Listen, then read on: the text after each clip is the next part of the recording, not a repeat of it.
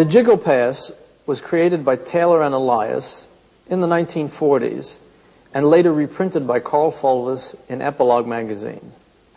What the Jiggle Pass attempts to do is to combine the action of the riffle pass with an additional movement for cover. To do the Jiggle Pass, you proceed exactly as you would to do a riffle pass, obtaining a pinky break, left long sides of the two packets touching, first fingers curled, thumb along the left long side. Thumb runs in along the left long side, and as you do the pass, at that very moment, you simply move your right hand in and out as you riffle the cards. What this does is to create an additional covering action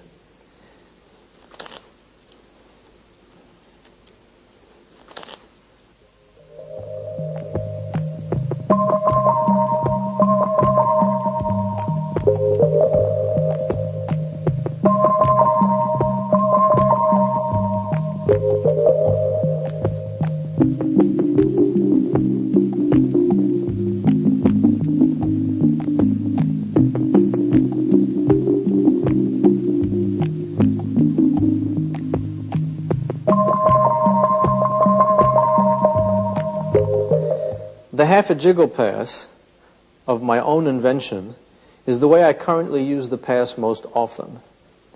The pass is silent, as is not the case with the riffle, and so does not draw undue attention to the deck when the pass takes place.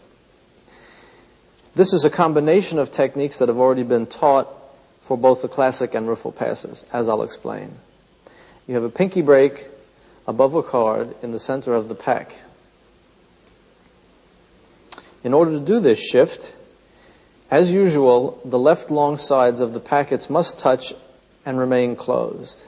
If this sort of crack exists, the pass will be ineffective.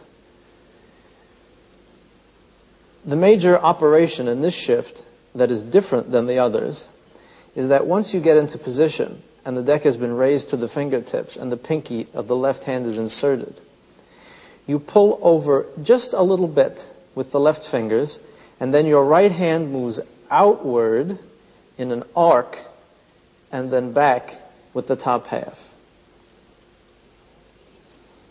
Right hand moves outward and back. This type of action.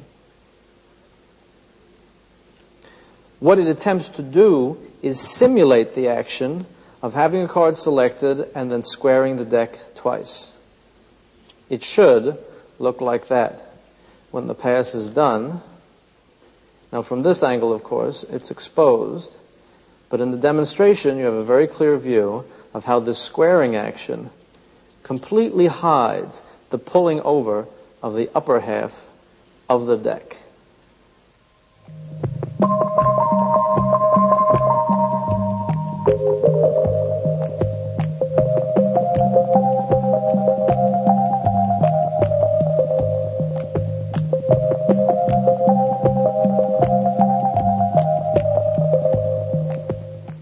The classic pass false cut was published very early on by Professor Hoffman in Modern Magic in the late 1800s. It also appeared in Erdnase, Expert at the Card Table, in 1902. It is one of the best false cuts one can do without the use of a table. All that happens is you get ready as if you're going to do a classic pass, and your right hand lifts the lower half of the deck straight up, as if you were able to pass it directly through the upper half, and then you place it on the bottom. When done at full speed, the movement of the upper half of the deck as it snaps over and under cannot be seen by the audience. Of course, from this exposed view,